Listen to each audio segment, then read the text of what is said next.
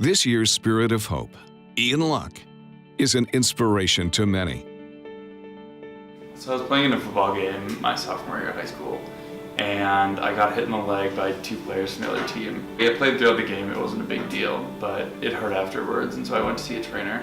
The trainer thought it was an MCL sprain or tear. So we went to the local surgeon and he did an x-ray, and I could tell by the look on his face that something was very wrong. The x-ray came back with a dark spot on the bone, and so within the next couple of days, I had a biopsy, and then the results from the biopsy came back and you have what's called osteosarcoma, or a bone tumor.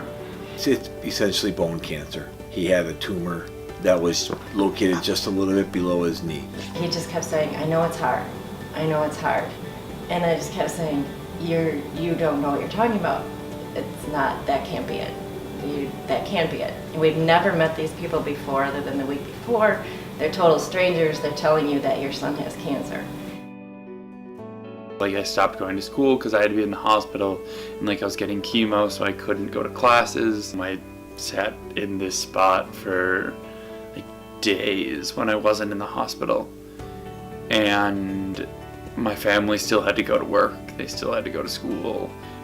It was just such a huge turn of events. Nothing was the same. He was 16 as a sophomore, so your worst fear goes from will he play football to will he graduate, will he go to college? It changes everything.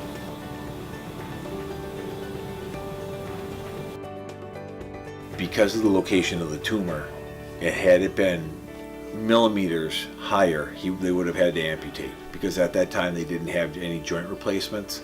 Fortunately, they had an opportunity to remove the tumor.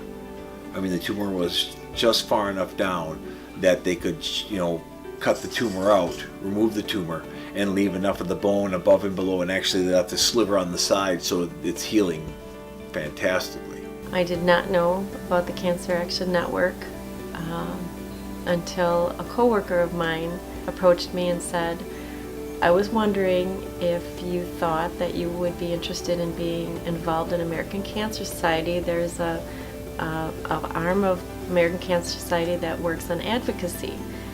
And I said, oh, I don't know if I could handle that. I couldn't even tell her who the state senator was at the time. I said, who am I to be a politically active and an advocate? And she said, no worries, they help you, they support you. And I thought, well, this would be a really good way for me to do something and with all the anger that I had, and to try to make sure that do what we could so that others didn't have to hear those words. You have cancer. Everybody has a story of why it's important to them. And there are so many people that feel that anger towards cancer in general. And ACS Can is a way to share that story.